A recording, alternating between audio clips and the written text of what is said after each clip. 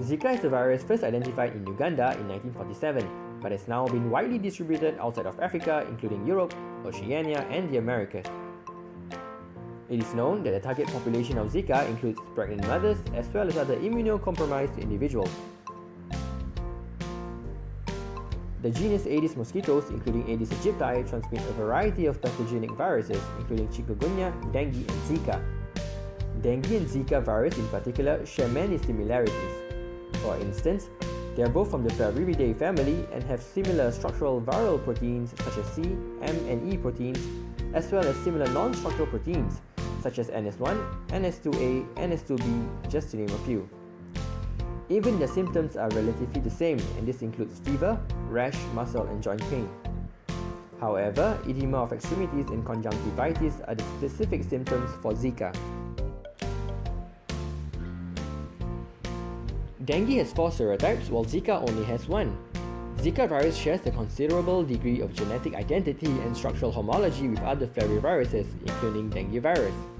For instance, it has been discovered that in particular, the surface glycoprotein envelope E, which is involved in viral fusion and entry, contains regions that are highly conserved between the two viruses. This leads us to question, will antibody cross-reactivity occur between Zika and dengue virus? Indeed, an ecological study proved the possibility of antibody cross-reactivity by showing a significant geographical overlap between global Zika and dengue cases.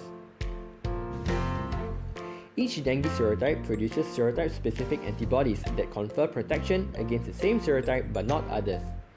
Moreover, serotype-specific antibodies can enhance infection of other serotypes or viruses by the process of antibody-dependent enhancement. At the same time, serial infections can lead to the production of broadly cross-reactive, highly neutralizing antibodies that confer protection against multiple serotypes or viruses.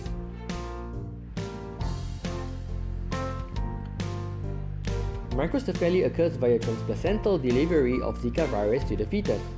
Firstly, the Zika virus enters the fetal chorionic villi and infects Hofbauer cells, which are the fetal macrophages. It is in this site that the virus is known to replicate more efficiently. After which, the Zika virus travels to the fetal capillary and disseminates to the other fetal organs. Once the Zika virus reaches the human neural progenitor cell in the brain, it enters the cell via endocytosis and releases its single-stranded RNA into the host cell cytoplasm. Viral RNA replication then occurs to produce double-stranded RNA.